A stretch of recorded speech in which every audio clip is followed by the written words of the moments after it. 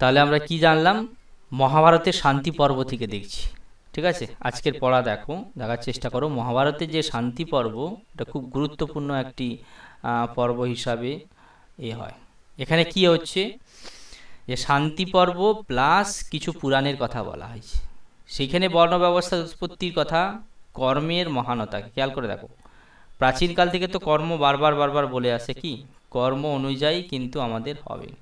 প্রথম দিকে কিছু কিছু অবস্থাতে বর্ণ বা কালারের নিয়ে আমরা আলোচনা করেছিলাম প্রাথমিক স্টেজে, কিন্তু পরবর্তীকালে এই ভাবটাই দাঁড়ায় যে যে মানুষ যে কর্ম করবে সেই কর্ম অনুযায়ী তার কি বর্ণত্ব আমরা বিচার করব। মানে কে ব্রাহ্মণ হবে, না যার মধ্যে জ্ঞানের আচরণ দেখা যাবে, আর যার মধ্যে রক্ষণাবেক্ষণের আচরণ দেখা যাবে তাদেরকে আমরা ক্ষত্রিয় বলবো। ব্যবসা বাণিজ্য করার প্রবণতা যাদের মধ্যে দেখব তাদেরকে আমরা বৈশ্য বলবো। এই যে ব্যাপারটা, এটা কিন্তু চলতে চলতে কোথায়, মহাভারতেও শান্তি পর্বেও আছে, কিছু কিছু পুরাণেও এই ব্যবস্থার কিন্তু মহতা স্বীকার মানে কর্মই যে মহান, কর্মই হোক প্রধান, এটা কিন্তু স্বীকার করা হয়েছে। আবার কি বলছে দেখো, महाभारत के अनुसार पहले समाज में केवल ब्रह्म অর্থাৎ ব্রাহ্মণ বর্ণ কা অস্তিত্ব থা। খেয়াল করে দেখো, তাহলে এটা যদি আমরা স্বীকার করি, তাহলে প্রাথমিক দশাতে কেবল সবাই তাহলে জ্ঞানী ছিল। যেটা আমিও অনেক সময় বলে থাকি, যে সত্যযুগে কি সত্যযুগে চার পাত ধর্ম, আমি বলেছিলাম না, ধর্ম বৃষ্টিতে ধর্ম এবং অধর্ম যদি দেখি আমরা, ধর্ম হচ্ছে কত, চার পাত, এবং অধর্ম অধর্ম চার পাত হবে কখন, না সত্য যুগে ধর্ম কত, এটা বলতে পারবে? সত্য যুগে যখন ধর্ম থাকবে চার পাত, এটা আমরা আগে স্বীকার করেছি, বলেছি। এটা কোথায়, না সত্যযুগ। এদিকটা যদি মনে রাখে, যেই সত্যযুগ থেকে পরে আসবে ত্রেতা যুগ, এক পাত করে কমতে থাকবে। ঠিক আছে, এক পাত করে এটা হয়ে যাবে তিন পাত ধর্ম হবে। আর এপাশে হয়ে যাবে অধর্ম, এদিকে কাউন্টিং হবে। এখানে অধর্ম, এখানেও অধর্ম ছিল। এই অধর্ম প্রথমে কি শূন্য, জিরো, মানে সত্যযুগের মানুষেরা সবই ধার্মিক আচরণ করত। ঠিক আছে, এবং এখানেও দেখো স্পষ্ট বোঝা যাচ্ছে ব্রহ্ম অর্থাৎ ব্রাহ্মণ বর্ণেরই, ব্রাহ্মণ বলতে ওই রকম পৈতেধারী ব্রাহ্মণের কথা বলছে না। ব্রাহ্মণ কথার অর্থ হচ্ছে জ্ঞানের চর্চা করার ব্যক্তি। এখন বেশিরভাগ মানুষই সত্যযুগে কি ধর্মের আচরণ করত। যেই ত্রেতা যুগ শুরু হলো, একপাত করে ক্ষইতে শুরু করলো কি ধর্ম, আর এদিকে অধর্ম এক করে শুরু হবে। সত্য ত্রেতা, দাপরে গিয়ে কি হবে, এর পরের স্টেজ হচ্ছে দাপর যুগ। তাহলে দাপর যুগে আরও এক মাইনাস হয়ে যাবে দুই পাত। এখানে অধর্ম হয়ে যাবে দুই পাত, মানে দাপর যুগে 50-50 হয়ে গেছে। এখানে অধর্ম হয়ে যাবে দুই পাত, 50-50। তাই দাপর যুগে কৃষ্ণের বেলাতে দেখবে, আমরা মহাভারতেও দেখেছি, মানে ধর্ম এবং অধর্মকে যথেষ্ট লড়াই ফাইট করতে হচ্ছে। সহজে কিন্তু ধর্ম জিতে যাচ্ছে না, কারণ দুপক্ষেই কি ধর্ম এবং অধর্মের প্রায় জোর বলতে গেলে প্রায় সমান। অনেক কষ্টে, অনেক দিনের যুদ্ধের ফলে জিততে হয়েছিল, অনেক কষ্টের ফলে জিততে হয়েছিল আমাদের পাণ্ডবদের, লাস্টে পরাজয় হয়েছিল। তাই 50-50 যদি ক্ষমতা হয় তখন হয়। আর এখন চলে এসছে পুরো কলিযুগ, তাহলে কলিযুগে এসে ধর্ম একেবারে কি আরও এক পাত কমে মাত্র এক পাত ঠিকই আছে। অধর্ম হয়ে গেছে কি, অধর্ম হয়ে গেছে তিন পাত। এটা খেয়াল রাখবে। সেই জন্য অধার্মিক মানুষকে চারিদিকে দেখা যাচ্ছে, তাদেরই দাপাদাপি, তারাই সব কিছু করছে। এবং সেখান থেকে আমাদের এসে কি, যে 10 জনে মিলেও ভগবানকে বলবে নেই, ভূত দশচক্রে ভগবান ভূত বলে না, এরকম একটা কনসেপ্ট আলোচনা হয়েছে। তো এই জিনিসগুলো কিন্তু কোথায় পরবর্তীকালে এসছে, কিন্তু প্রাথমিক দশাতে মহাভারত বলছে যে প্রথম অবস্থাতে কি কেবলমাত্র কি ছিল, ব্রাহ্মণ বর্ণই ছিল। পরবর্তীকালে বিভিন্ন কর্মকে আধার করে অন্যান্য বর্ণের উৎপন্ন, এটা আমরা প্রায় একটা দুটো ক্লাস জুড়ে এই জিনিসটাই দেখছি। কিন্তু একটা খেয়াল করে দেখো, আমরা কিন্তু একেবারে ঋগ্বেদ থেকে শুরু করে যজুর্বেদ থেকে শুরু করে পুরাণ, মহাকাব্য, এরকম করে করে কিন্তু এগোচ্ছি। ঠিক আছে, একটা ইতিহাস আমরা জানতে পারছি। এটা কিন্তু খেয়াল করবে বা নোট করবে। বায়ুপুরাণে কি আছে দেখে নাও। বায়ুপুরাণেও আছে সমাজের বিভিন্ন বর্ণের উৎপত্তি। এখানে একটা তাৎপর্যপূর্ণ কথা বলা হয়, যেটা নোট করে রাখো। পূর্বজন্মকে কর্ম, এতদিন পর্যন্ত কর্ম কর্ম বলেছিল, খেয়াল করছো, সবাই বলে এসেছিল কর্ম। ফার্স্ট টাইম বায়ু পুরাণে এসে সেখানে জানা হলো যে পূর্ব কর্ম অনুযায়ী, মানে পূর্ব জন্মের কর্ম অনুযায়ী সংস্কারের কথা বলা হচ্ছে। ঠিক আছে, পূর্ব জন্মে এখানে পাপ পুণ্যের বিচার করার কথা বলছে, স্বর্গ নরকের কল্পনা আসছে কোথায়? বায়ু পুরাণে। ঠিক আছে, তাহলে পূর্ব জন্মের আধারের ফলে মানুষের ব্রাহ্মণত্ব, ক্ষত্রিয়ত্ব, বৈশ্যত্ব, শূদ্রত্ব সৃষ্টি হয়েছে। বোঝা গেল যে তোমার জন্ম, এখানে জন্মের প্রথম ফার্স্ট স্বীকার করা হচ্ছে, জন্মবাদ তৈরি হচ্ছে, যে ব্রাহ্মণের জন্ম যদি ব্রাহ্মণ হবে, ক্ষত্রিয়ের জন্ম বা পূর্ব জন্মের কৃতকর্ম, এই যে জিনিস কনসেপ্টগুলো, এগুলো কোথা থেকে আসছে? বায়ু পুরাণে এসে এই জিনিসগুলো। এবার সত্যিকারের বায়ু পুরাণে কী বলা আছে সেগুলো যদি কখনো সূচক হয় তাহলে আমরা দেখব আসলে আমাদের বায়ু কোনো পুরাণ গ্রন্থ আমাদের পাঠ্য নেই সিলেবাসে, সেই কারণে আমরা জানি না। যেটুকুনি জানি সেগুলো আমরা আমাদের কি নিজেদের কৌতূহল বসে যদি কখনো কখনো দেখো, কিন্তু গ্রন্থ পাওয়া যায়, বায়ু পুরাণ, কুর্ম পুরাণ, মার্কণ্ডেয় পুরাণ, সব পুরাণ কিন্তু আছে, বিষ্ণু পুরাণ। তাহলে এই প্রকার আমরা কি করতে পারি, যে বর্ণ ব্যবস্থার প্রারম্ভিক স্বরূপ নির্মাণ কিভাবে হচ্ছে? কর্ম অথবা কর্তব্য থেকেই মুখ্য হয়েছে।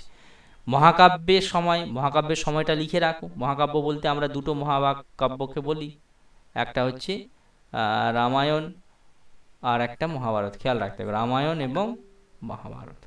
তো এদের টাইম কি না, ঈশা পূর্ব, এই টাইমটা ঈশা, ঈশা মানে খ্রিস্ট, ঈশা মুসা বলতো না দুজনকে, ঈশা মানে যীশু খ্রিস্ট, তার পূর্ব 5वी শতবী, 5वी মানে পঞ্চম শতক।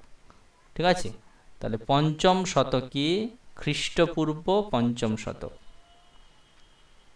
ক্লিয়ার? এটা মনে রাখবে, খ্রিস্টপূর্ব পঞ্চম শতক। এক্ষুনি কার নাম বলেছিলাম? খ্রিস্টপূর্ব পঞ্চম শতক কার টাইম বলেছিলাম একটু আগে? হ্যাঁ, মহাভারতের পাণিনি মানে হচ্ছে ব্যাসদেব এবং পাণিনি প্রায় সমসাময়িক লোক। ঠিক আছে, এই কারণে আমরা দেখব পাণিনি, কেউ কেউ বলেন যে মহাভারত আরও আগে লেখা, রামায়ণ মহাভারত আরও আগে লেখা। কারণ কি না, রামায়ণ মহাভারতে এমন অনেক শব্দের প্রয়োগ আছে যে শব্দগুলো পাণিনির সূত্র অনুযায়ী মিলে না। ঠিক আছে, কিন্তু ওটা মহাকাব্য বলে আমরা ওগুলোকে ছেড়ে দিয়েছি। বোঝা গেল?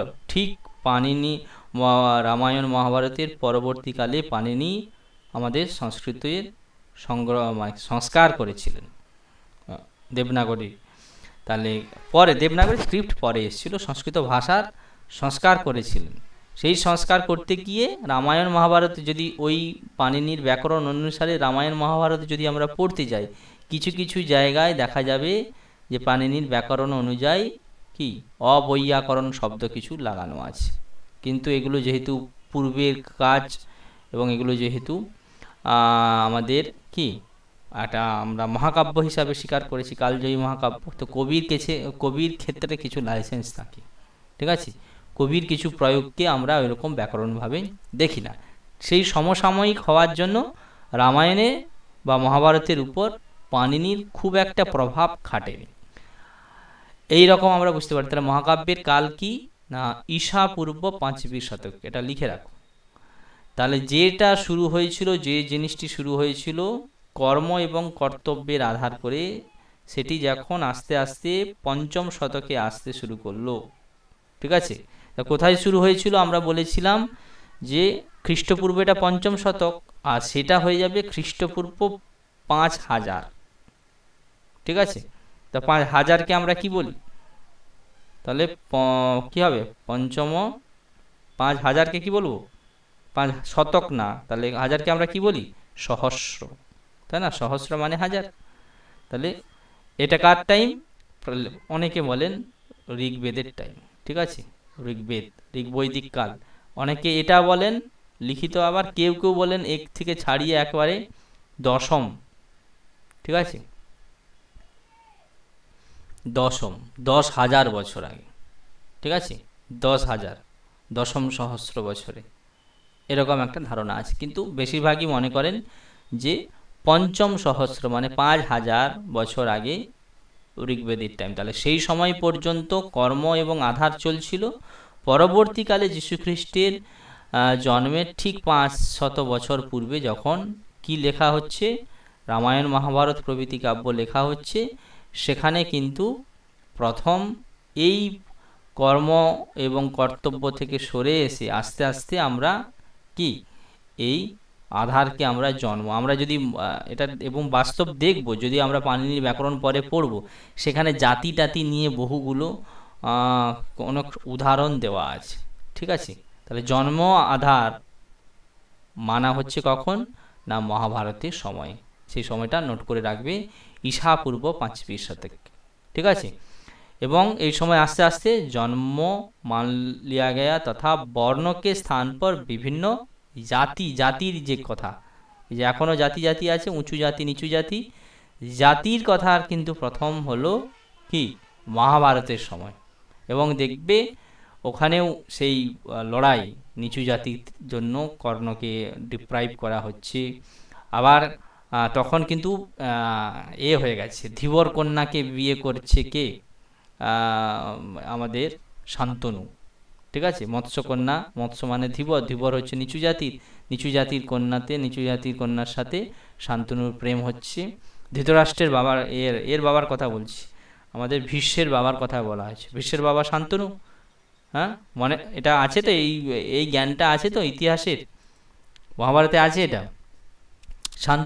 শান্তনু পুত্র বলা হতো না ভীষ্ম, শান্তনু হচ্ছে ভীষ্মের বাবা। ঠিক আছে, শান্তনু হচ্ছে ভীষ্মের বাবা। ভীষ্মের বাবা এই শান্তনুর সাথে ধীবর কন্যার বিয়ে হয়েছিল। ঠিক আছে, ধীবর কন্যার সাথে প্রেম হয়, এই চিত্তাকর্ষক কাহিনী আছে মহাভারতের একেবারে প্রথমে। তাহলে এটি হচ্ছে এখনকার দিনে দেখতে গেলে কি নিচু জাতি, নিম্ন জাতি। এবার নিম্ন জাতির সঙ্গে শান্তনু হচ্ছে ক্ষত্রিয়, তাহলে ক্ষত্রিয়ের বিবাহ হচ্ছে। ঠিক আছে, এই যে মিশ্র জিনিস, এবং তা থেকে তৈরি হচ্ছে পরবর্তীকালে বাকি যে জিনিস। তো এই মিক্সিং যে জিনিসগুলো মহাভারতের সময় কিন্তু প্রকট রূপে দেখা যায়। তাহলে জন্মকে আধার মানতে মানতে জাতি বলে কনসেপ্ট তৈরি হলো। তাহলে আগে প্রথম থেকে যা আছে কি বর্ণই আছে, বর্ণ থেকে ফার্স্ট এসে এখানে জাতি জাতি জাতি জাতি, উঁচু জাতি নিচু জাতি, এই ধারণা গড়ে উঠছে কোথায়, মহাভারতের সময়। ক্লিয়ার? মহাভারতে, কারণ রামায়ণে ঠিক অতটা বোঝা যায়নি, কিন্তু মহাভারতে প্রকট। রামায়ণ হচ্ছে মহাভারতের আগে লেখা। ক্লিয়ার? এগুলো কিন্তু সব মাথাতে রাখবে। রামায়ণ হচ্ছে রামায়ণের পরে মহাভারত লেখা। তাই রামায়ণের সময়ে কিন্তু অত মারামারি, অত কাটাকাটি ব্যাপার বা উঁচু নিচুর ভেতরা হয়নি, শুরু হয়নি। জাস্ট হয়তো একটু একটু হয়েছে, কিন্তু সমাজে প্রকট রূপে বাকি জিনিসগুলো মহাভারতে এসে কিন্তু সব থেকে বেশি ব্যাপারটা দেখা দিয়েছে। ক্লিয়ার? এই অংশটা তাহলে স্পষ্ট বোঝা গেল। ফার্স্ট টাইম আমরা মহাভারতের সময়ে বা মহাকাব্যগুলো যখন লেখা হচ্ছে, রামায়ণ মহাভারত, তখন আমরা জন্মকে আধার নেওয়া শুরু করলাম। মানে আমাদের ডিক্লাইন, অবগতই শুরু হলো, অবনমন শুরু হলো, এবং আমরা বর্ণ থেকে জাতিতে কনভার্ট হয়ে গেলাম। এটা কিন্তু একবারে মার্ক করে রাখো। আগে যেটা বর্ণ সিস্টেম, কর্মকে আধার করে, এখন হয়ে গেল জাতি। তাহলে আমরা কি দুটোকে এক কথাতে রাখতে পারি, বর্ণ সিস্টেমের আধার ছিল কর্ম, বর্ণ কর্ম মনে রাখতে সুবিধে, আর তা থেকে পরবর্তীকালে জাতি কনসেপ্ট হলো, জাতির হয়ে গেল জাতি থেকে জন্ম। ঠিক আছে, বুঝা গেল? তাহলে বর্ণ যেটার একটা আধার ছিল কর্ম, সেই জন্য সমাজে সাম্যাবস্থা, ভেদাভেদ খুবই কম ছিল, না বললেই হয়। কিন্তু যখনই সেই বর্ণ ট্রান্সফার হয়ে গেল জাতিতে, হ্যাঁ, তখন সেখানে কিন্তু কি আধার করা হচ্ছে, কর্মকে না ভুলে আমরা আধার করছি জন্মকে। এই হচ্ছে টোটাল আমাদের কি উৎপত্তি, বর্ণের উৎপত্তি সংক্রান্ত আলোচনা আমরা বলতে পারি। তো এর পরে নেক্সট স্টেপে আমরা যদি যাই, বর্ণ ব্যবস্থার বিকাশ কি করে হলো। ঠিক আছে, এই পয়েন্টটা তোমরা পয়েন্ট আকারে আগে লিখে রাখতে পারো। থার্ড পয়েন্ট, তাহলে আমরা প্রথম পয়েন্টটা কি পড়েছিলাম, বর্ণ শব্দের কি বর্ণার্থ কি কি, বর্ণ শব্দের কি কি অর্থ হতে পারে। ঠিক আছে, তারপরে বললাম বর্ণ শব্দস্য কি, বর্ণ শব্দস্য বা বর্ণের, বর্ণস্য উৎপত্তি। সেকেন্ডে আমরা কি বললাম, বর্ণের উৎপত্তি। থার্ডে আসি সেই বর্ণ থেকে আমরা দেখে নিলাম লাস্টে জাতির, এবং পরে আবার দেখছি 3 নম্বর পয়েন্টে আমরা আলোচনা করব বর্ণ ব্যবস্থার বিকাশটা কি করে ঘটলো। ঠিক আছে, তো সেইটারই এক ঝলক আমরা অলরেডি আলোচনা করেছি, সেখানটাকে দেখো, এরা খুব সুন্দর বলার চেষ্টা করেছে, দিলে একবার জলের মতো পরিষ্কার হয়ে যাবে, আর এই অংশ থেকে তোমাদের আশা করি কোনো দ্বন্দ্ব বা অজানা কিছু থাকবে না। তাহলে আমরা আবার সেই ঋগ্বৈদিক কালে দেখো, ঋগ্বৈদিক সমাজে প্রারম্ভে কেবল 3 বর্ণ, এটা স্পষ্ট করে মনে রাখবে। প্রাথমিক দশাতে কেবল ব্রাহ্মণ ছিল, পরবর্তীকালে কেবলমাত্র 3টে বর্ণই ছিল। কি কি 3টে বর্ণ? তখন ব্রাহ্মণ বলা হতো না, কি ব্রহ্ম, ক্ষত্র এবং বিষ।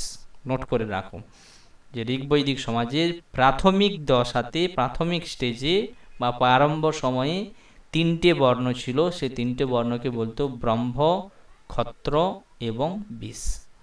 পরবর্তীকালে তাহলে আমরা কি দেখলাম, পরবর্তীকালে আমরা সেখানে শূদ্র বলে একটি বর্ণের উল্লেখ পেয়েছি, শূদ্র বলে একটি বর্ণের উল্লেখ করেছি।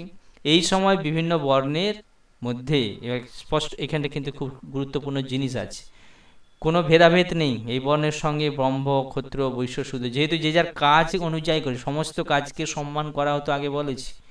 তো এই কারণে এই সময় বিভিন্ন বর্ণের কি বর্ণ के व्यवसाय, खान पान, विवाह आदि ऊपर किसी प्रकार की प्रतिबंध नहीं था, और एक वर्ण का व्यक्ति दूसरे वर्ण की वृत्ति अपना सकता था। বোঝা গেল? এতে কি বোঝা যায়? এতে বোঝা যায় যে ইন্টারচেঞ্জিং হতো, কেউ ব্রাহ্মণ কোনো ফিক্সড ছিল না। ঠিক আছে, যে জ্ঞানের চর্চা করতে পারতো সে ব্রাহ্মণ হয়ে যেত, তাকে আমরা ব্রহ্ম বলতাম। যে শারীরিক বা ব্যবসা বাণিজ্য করত তাকে আমরা ক্ষত্র বলতাম। তারপরে সেই সমাজকে আমরা ক্ষত্রিয় বলেছি। আর পশুপালন বা ব্যবসা প্রভৃতি পরবর্তীকালে যারা করছে, বিষ, যাকে আমরা বৈশ্য বলতাম।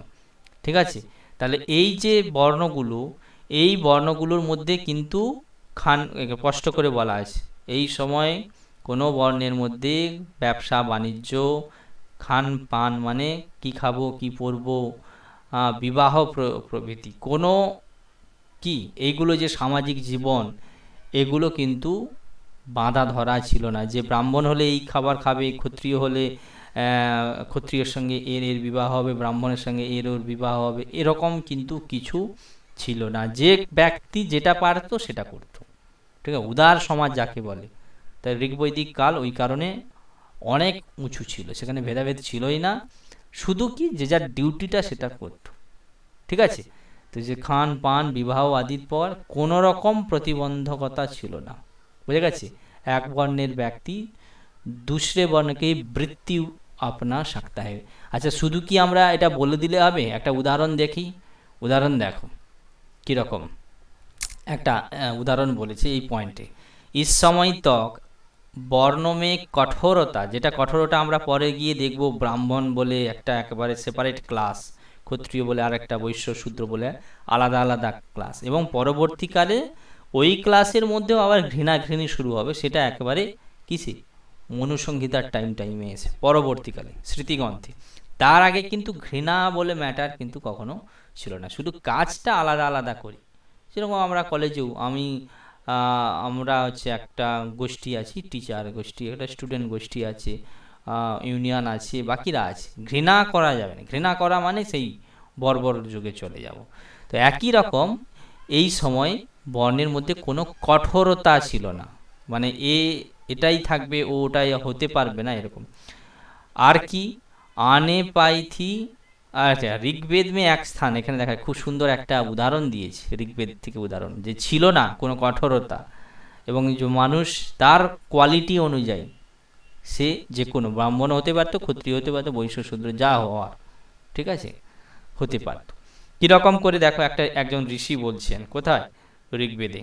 নোট করবে, मैं कवि हूँ, मेरा पिता वैद्य है तथा मेरी माता अन्न पीसने का कार्य करती है, साधन भिन्न है किंतु सभी धन की कामना करते हैं। এরকম একটি লাইন পাওয়া যায়, লাইনটা লিখে রাখতে পারো, मैं कवि हूँ, এটা হিন্দিতে ছিল না ঠিক। এর যদি সংস্কৃত আমি পরে পাই তোমাদের দেখাবো, অবশ্যই আছে। ঠিক আছে, কোনো একটা মন্ত্র থেকে উল্লেখ করেছে। এটা খুব প্রচলিত একটা জিনিস। পরবর্তীকালে যদি আমার নজরে আসে আমি তোমাদেরকে এর হিন্দি ভার্সন, মানে কোন মন্ত্রে এই কথাটা বলা হয়েছে সেটা আমরা বলার চেষ্টা করব। আপাতত এটা মনে রাখো ঋগ্বেদে আছে কি না, मैं कवि हूँ। এটা নোট করে নিতে পারো, मैं कवि हूँ, मेरा पिता वैद्य है तथा मेरी माता अन्न पीसने का कार्य करते हैं। साधन भिन्न है किंतु सभी धन की कामना करते हैं। ক্লিয়ার? এটা হয়েছে তোমাদের?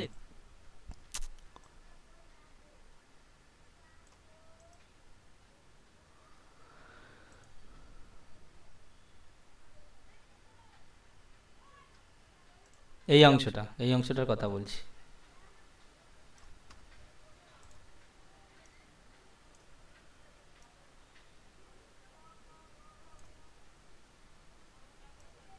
লেখা হয়েছে, লেখা হয়েছে।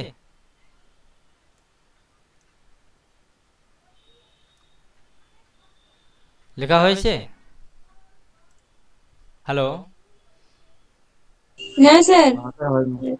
একটু লিখে নাও, মে কবি হু। এটা খুব সুন্দর, মানে আমি কবি, আমার বাবা বৈদ্য, আমার মা অন্নপ্রাশনের কাজ করে। প্রত্যেকের সাধন আলাদা। সাধন মানে কি? জীবিকা আলাদা। আমার জীবিকা হচ্ছে কবি, আমি গান কবিতা লিখি, গান শোনাই। আর আমার বাবা হচ্ছে বৈদ্য, ডাক্তার।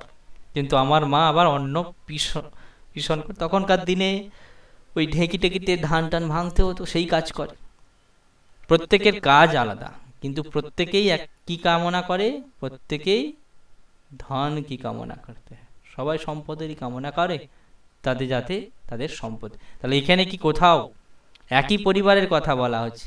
তাহলে কবি হতে গেলে আগেকার দিনে বিদ্বান হতে হতো। তাহলে কবিকে আমরা কি বলতে পারতাম? এরা ব্রাহ্মণ, চর্চা করছে। আবার তার পিতা যদি বৈদ্য ভাবা হয়, যাদের বৈদ্য হচ্ছে সেবামূলক কাজ, তাহলে বৈদ্য সেবামূলক কাজকে একে আমরা শূদ্র বলতে পারি, এখনকার দিনের কনসেপ্টে বলছি।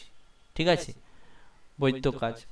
আর তার মা হচ্ছে অন্নপ্রাশন, বৈশ্যের কাজ করছে। তাহলে দেখো একই ফ্যামিলি থেকে কি করে এতগুলো যদি ভেদাভেদ তৈরি হয়ে যেত, ব্রাহ্মণের ছেলে ব্রাহ্মণ হতো, ক্ষত্রিয়ের ছেলে ক্ষত্রিয়। তার মানে কি, যেটা একটা সময় কর্মও ছিল, কর্মটা কেমন ছিল? যে যার কোয়ালিটি অনুযায়ী সে কবিত্ব অর্জন করেছিল, সেই কবি হতে পেরেছে। তার বাবার জ্ঞান ছিল, বৈদ্য হওয়ার জ্ঞান ছিল, এও এক প্রকার জ্ঞান। এখানেও ব্রাহ্মণও বলতে পারি, বা একটা সেবার দৃষ্টিতে বলতে পারি। তাহলে ব্রাহ্মণ, ক্ষত্রিয়, বৈশ্য, শূদ্র এগুলোকে আগে কর্মের দৃষ্টিতে আমরা কিন্তু দেখতাম। ক্লিয়ার? সবাই লেখা হয়ে গেছে? আমি আশা করি মুছে দেই।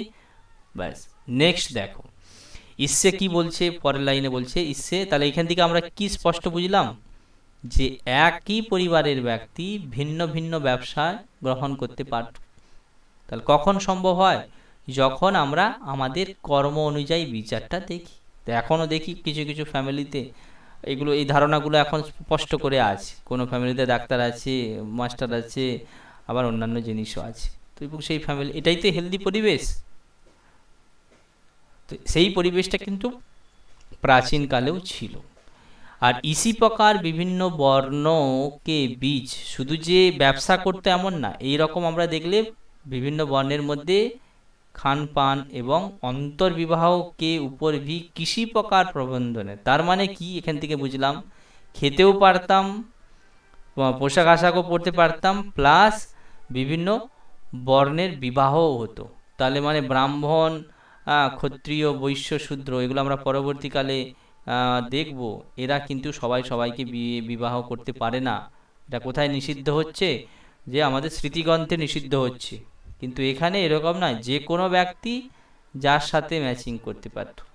ঠিক আছে, এরকম করে সেটা আমরা ডিটেলসে পরবর্তীকালে দেখব। কখন থেকে এই ভেদাভেদটা শুরু হলো, যে ব্রাহ্মণকে বিয়ে করতে হলে ব্রাহ্মণ এই দরকার, ক্ষত্রিয় এখনও সমাজে আছে, এগুলো থাকবে, আস্তে আস্তে হয়তো দূরীভূত হচ্ছে এবং র্যাপিডলি অবশ্য চেঞ্জ হচ্ছে। তার মানে এখান থেকে আমরা কি জানলাম? বিভিন্ন প্রকারের শুধু ব্যবসা বাণিজ্য নয়, অন্তর্বিবাহ যেগুলো ছিল সেগুলোতেও কোনো প্রতিবন্ধকতা কি ছিল না। তাহলে বস্তুত আমরা কি দেখতে পারি? না, ঋগ্বৈদিক সমাজ বর্ণ ব্যবস্থার যে একটা শৃঙ্খল, সেই শৃঙ্খল থেকে একটি কি উন্মুক্ত ব্যবস্থা ছিল। এখানে জন্ম বংশ কি, জন্ম অথবা বংশ আধার না হয়ে কি আধার হয়েছিল, ব্যক্তির গুণ এবং কর্মই হচ্ছে আধার। খেয়াল করে দেখো, এই গুণ এবং কর্ম এটা পরবর্তীকালে আবার কার মুখে শুনেছি, আবার আমরা শুনেছি কৃষ্ণের মুখে শুনেছি। ঠিক আছে, কৃষ্ণ কিন্তু তাহলে ওই জন্য কৃষ্ণস্তু ভগবান স্বয়ং কেন বলা হয়, বাকিরা কিন্তু রামচন্দ্র অন্যদের মুখে আমরা এতটা শুনিনি, কারণ ভেদাভেদ রামচন্দ্রদের সময় হয়নি। কৃষ্ণের সময় যতটা ভেদাভেদ হচ্ছিল জাতিপাতকে নিয়ে, তিনি মনেও করিয়ে দিয়েছিলেন যে, এবং যদি তোমরা ডায়লগ দেখো কৃষ্ণের সঙ্গে কর্ণের, যখন তাকে মার মৃত্যুর জন্য তাকে কি আহ্বান জানানো হচ্ছে যে তুমি যদি না মরো, বা তোমার যদি না মৃত্যু হয়, তাহলে আমরা ধর্মের প্রতিষ্ঠা করতে পারবো না বলে তাকে বিশ্বরূপ দর্শন দেখাচ্ছে। তারপরে সে প্রশ্ন করেছিল একটা, কেউ কি দেখেছো, একটা কাপুরের এও দেখলে সেখানেও ওই কথাটা আছে। কৃষ্ণকে প্রশ্ন করবে যে আমি কে কর্ণ, যে আপনি তো ভগবান, তো ভগবান হয়ে তাহলে কি আমি সারা জীবন যে লড়াই করলাম বীরত্বের জন্য, বীর বা আমি ক্ষত্রিয় হতে চাই, যোদ্ধা হিসাবে কি আমাকে স্বীকৃতি দেবে না? বোঝা গেছে? কারণ প্রত্যেকটা জায়গাতেই তাকে আটকে দেওয়া হয়েছিল কি, যে তুমি সুতপুত্র সুতপুত্র সুতপুত্র, তুমি এই কাজ করতে পারবে না। বিবাহ আটকে দেওয়া হয়েছিল, যুদ্ধের সময় আটকে দেওয়া হয়েছিল, সমস্ত জায়গাতে আটকে দিয়েছিল। আটকানোর পর তখন সে প্রশ্ন করেছিল যে এই যে আমার সারা জীবনের লড়াই, ঠিক আছে, সারা জীবনের লড়াই, এই জাতির বিরুদ্ধে লড়াই, এবং আমি ক্ষত্রিয় হতে পারছি না, কেবল আমার মধ্যে একটা প্রতিবন্ধকতা, সেটি হচ্ছে আমি সুত জাতিতে জন্মেছি বলে আমার কি অধিরথের পুত্র হওয়ায়। কৃষ্ণ কিন্তু চমৎকার তাকে উত্তর দিয়েছিল যে তোমার হয়তো আপাত মনে হচ্ছে তুমি হেরে যাচ্ছ, কোথায়, তোমাকে তোমার মৃত্যুর আমি কামনা করছি কুরুক্ষেত্র ময়দানে, কারণ তোমার মৃত্যু না হলে পাণ্ডবদের জয় হবে না। তো এখানে মনে রাখবি ভগবান তাহলে বলছে কি, আমার আমার ক্ষমতার কখনো কেউ স্বীকার বা স্বীকৃতি আমি পাবো না। কর্ণ বলছে কৃষ্ণকে, কৃষ্ণ শুনে বলছে স্বয়ং ভগবান যখন তোমাকে বলছে যে তুমি যুদ্ধ ত্যাগ করো, এখানেই তোমার বুঝে নেওয়া উচিত যে তুমি কত বড় বীর। বুঝে গেছে? ভগবান কৃষ্ণ প্রকারান্তরে তার বীরত্বের কথা স্বীকারও করেছে, এবং ছলনা না আশ্রয় নিলে কর্ণকে সত্যি জয়লাভ করা যেত না, এটা মহাভারতে সবাই জানে। তাই ছল বল এই জিনিসগুলো পরবর্তীকালে আসতে শুরু করবে, কিন্তু একে অন্য অন্য একটা আসপেক্টে সরিয়েছিল কৃষ্ণ, সেটা অন্য ম্যাটার। কিন্তু এখানে বোঝার কি আছে না, বুঝতে হবে এখানে গুণ এবং কর্ম, এবং ভগবানও পরবর্তীকালে কৃষ্ণ গিয়ে বলেছে গুণ এবং কর্মে আমি ভাগ করেছি। তাই গুণ এবং কর্ম দৃষ্টিতে কাদের থাকা উচিত, পাণ্ডবদের থাকা, কারণ পাণ্ডবদের মধ্যে সেই জিনিসটা ছিল। পাণ্ডবদের মধ্যে কি গুণও ছিল এবং কর্মও ছিল, তারা কর্মঠ ছিল, ইন্দ্রপ্রস্থ তারা তৈরি করেছিল, আর ছলে বলে পাশা খেলে সেটা করবে বলেছিল দুর্যোধনেরা।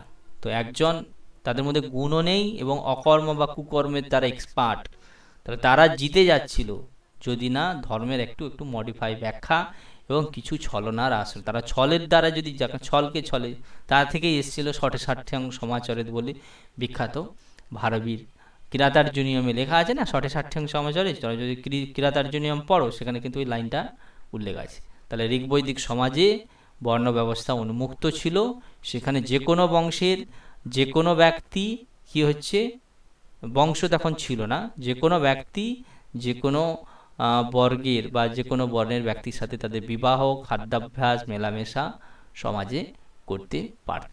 পরবর্তীকালে সেখানে জন্ম হবে কি একটা আধার এবং বংশ আসবে। এখনও আমরা বংশ, উঁচু বংশ নিচু বংশ, এই যে ভেদাভেদ বোধ, সেটা কিন্তু পরবর্তীকালে আসছে। কখন আসছে সেটা একটু দেখার চেষ্টা করো। সেটা হচ্ছে উত্তর বৈদিক কাল। উত্তর বৈদিক কাল মানে আমরা যদি ঋগ্বেদ কাল থেকে শুরু করি, একবারে শেষে অথর্ববেদ কাল।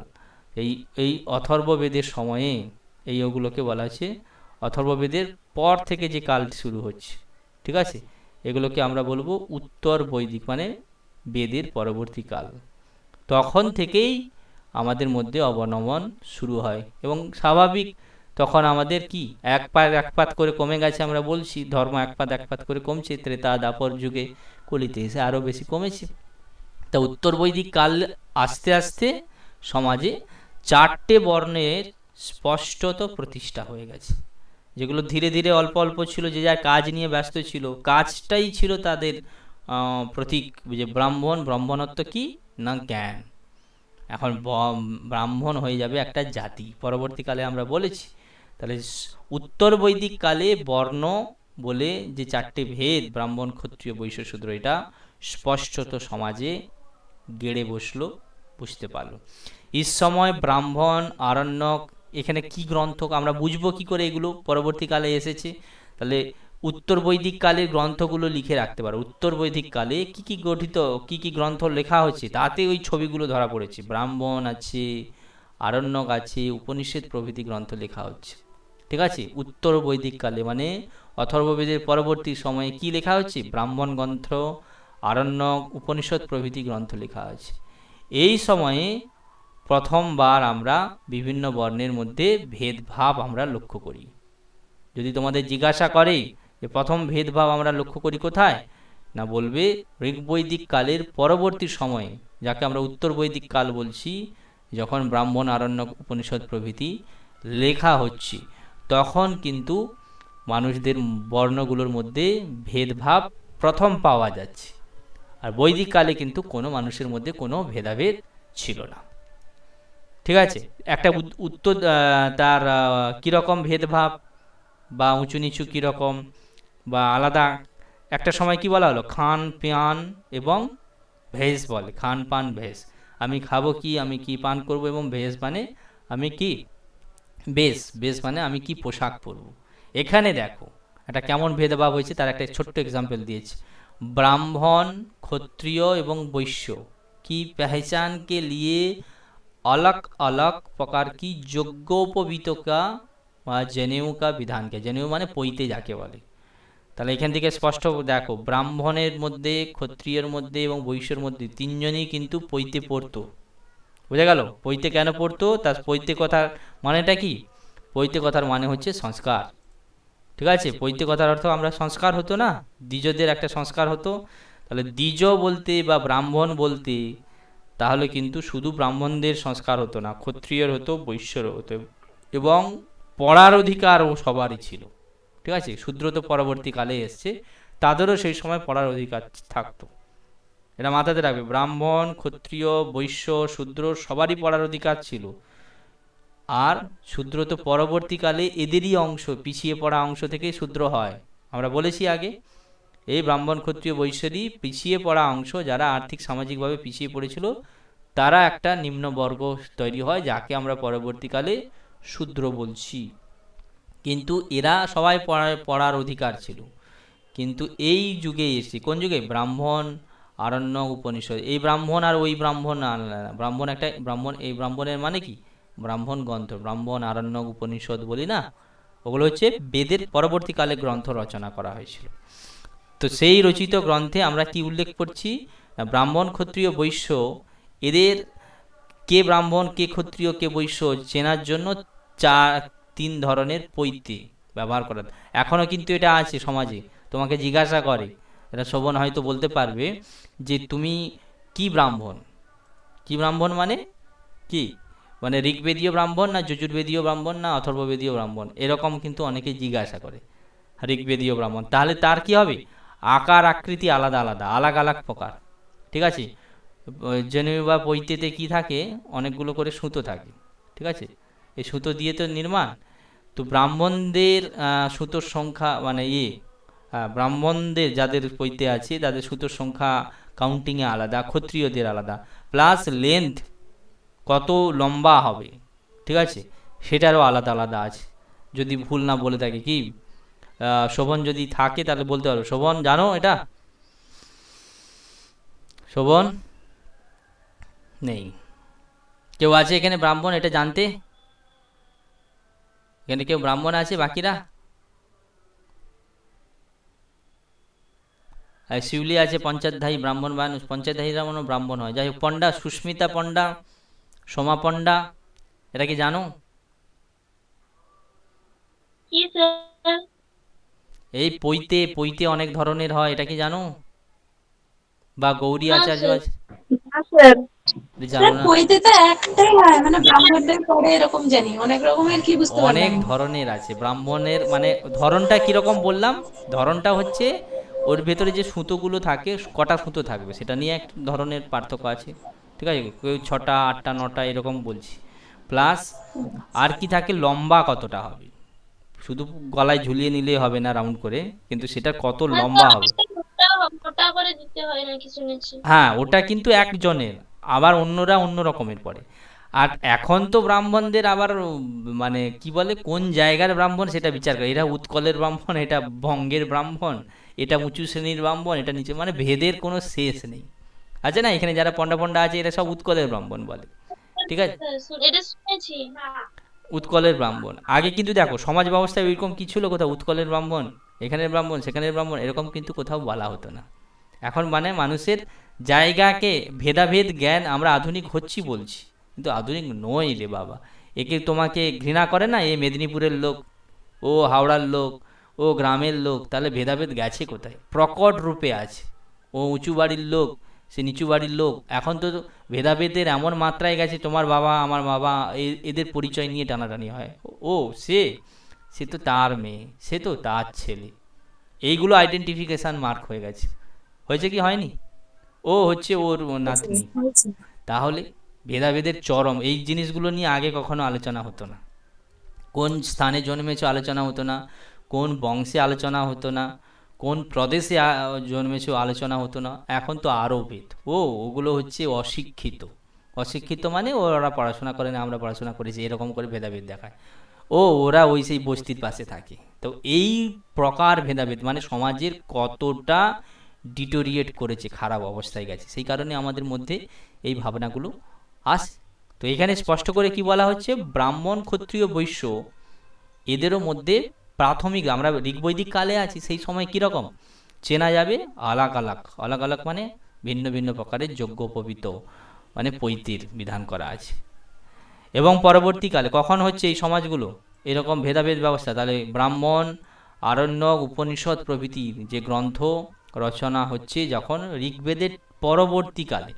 ঋগ্বৈদিক কাল কিন্তু অনেকটা কাল, প্রায় 4000 বছর চলে গেছে। 4000 বছরের পর যখন আমাদের কাছে আসছে কোন কাল, ব্রাহ্মণ গ্রন্থ, আরণ্যক, উপনিষদ গ্রন্থ ঠিক শুরু হচ্ছে, মানে রামায়ণ মহাভারতের আগের গ্রন্থগুলো হচ্ছে এই গ্রন্থগুলো।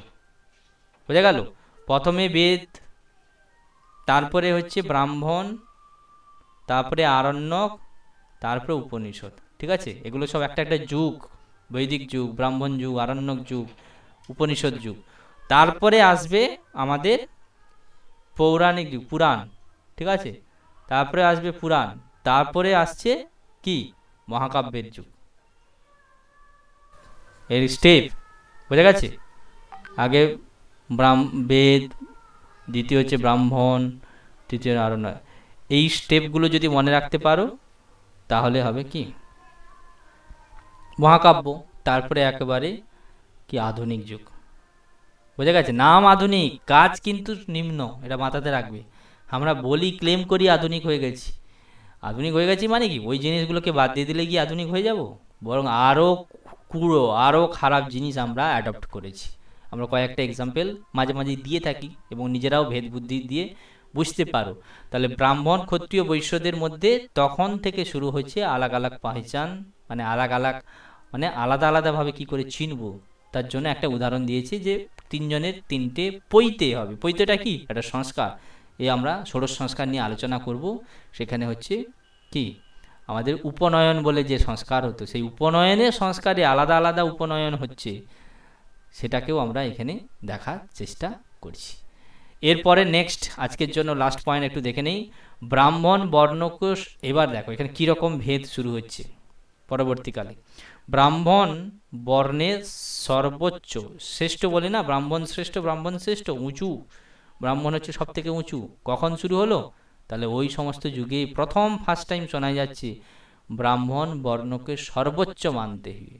ব্রাহ্মণ হচ্ছে সব থেকে উঁচু, এটা মেনে উসে দেবতাকে রূপ মে প্রতিষ্ঠা করে ব্রাহ্মণকে দেবতা হিসাবে স্বীকার করা হচ্ছে, যেটা কখনোই এর আগের যুগে ভাবাই যায় না। কে উঁচু কে নিচু কে মধ্যম এটা কি কখনো বলা হয়েছে? ফার্স্ট টাইম এসে ব্রাহ্মণ এতে সাহিত্যে এসে আমরা লক্ষ্য করছি ব্রাহ্মণকে ওই চারটে বর্ণের মধ্যে শ্রেষ্ঠ বানা হচ্ছে, এবং শুধু শ্রেষ্ঠত্ব নয়, তাকেই আমরা ভগবান হিসাবে পূজা করা শুরু করছি, প্রতিষ্ঠা লাভ করছি। ও সমস্ত ধার্মিক ক্রিয়া, এবং যেই সে ভাবা শুরু করলো, সেই কি হলো, সমস্ত ধার্মিক যত ক্রিয়া আছে তার নিয়ন্ত্রক হয়ে গেল কে? ব্রাহ্মণ। যত ধর্ম আলোচনা হতো তার মাথাতে থাকতো ব্রাহ্মণ। তখন থেকে শুরু হয়ে গেল কি?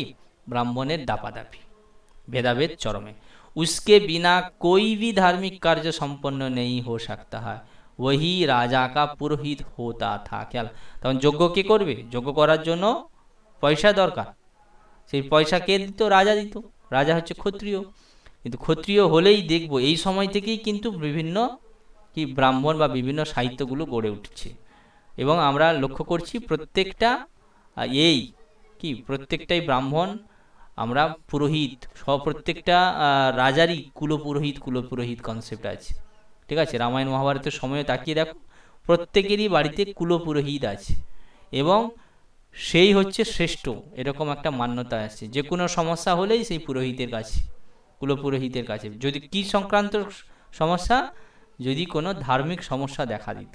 ঠিক আছে, যেমন রামায়ণে আমরা দেখেছিলাম ধার্মিক সমস্যা, রামচন্দ্র কি করতে চাইছে না, অশ্বমেধ যজ্ঞ করতে চাইছে, এটা মনে আছে? অশ্বমেধ যজ্ঞ করতে চাইছে কখন? যখন ফিরে এলো, অশ্বমেধ যজ্ঞ করবে, ফিরে এসছে, তার ইচ্ছে হলো অশ্বমেধ যজ্ঞ করব, কিন্তু সীতাকে তো বনবাসে পাঠিয়ে দিয়েছে। তো সীতাকে বনবেশে পাঠানোর ফলে তো সমস্যা, ধর্মসংকট কি দেখা দিল না, অশ্বমেধ যজ্ঞ সস্ত্রীক রাজাকে করতে হয়। ঠিক আছে, রাজা বিবাহিত হতে হবে তবে অশ্বমেধ যজ্ঞ হবে। তাহলে রামচন্দ্র বিবাহিত এবং সস্ত্রীক স্ত্রীকে নিয়ে এই যজ্ঞ করতে হবে, কিন্তু এদিকে তো সীতা তো বনবাসে, এদিকে কি সীতা বনবাসে আছে। এই বনবাসে থাকার জন্য রামচন্দ্রের সঙ্গে কি করে হবে? অশ্বমেধ যজ্ঞ করতে পারবে না। তো তিনি তার পূর্ব এর কাছে গেলেন, কোথায়? তাদের যে কুলপুরোহিত বশিষ্ঠের কাছে গিয়ে জিজ্ঞাসা করলেন তাহলে উপায় কি না, তিনি বলছেন সীতা না থাকলেও সীতার একটা মূর্তি তৈরি করা যেতে পারে, স্বর্ণ সীতা যাকে বলে। ঠিক আছে, এর উপরে বিখ্যাত উত্তর রামচরিতের ভগবতীর উত্তর রামচরিত লেখা আছে। তো রামচন্দ্র অশ্বমেধ যজ্ঞ করলেন কাকে নিয়ে না, সীতাকে নিয়ে, স্বর্ণ সীতার একটা মূর্তিকে বসিয়ে পাশে অশ্বমেধ যজ্ঞ করেছিলেন। এই যে সলিউশন, এই সলিউশনটা কে দিয়েছিল? তাদের কুলপুরোহিত বশিষ্ঠ। বোঝা গেল? ক্লিয়ার?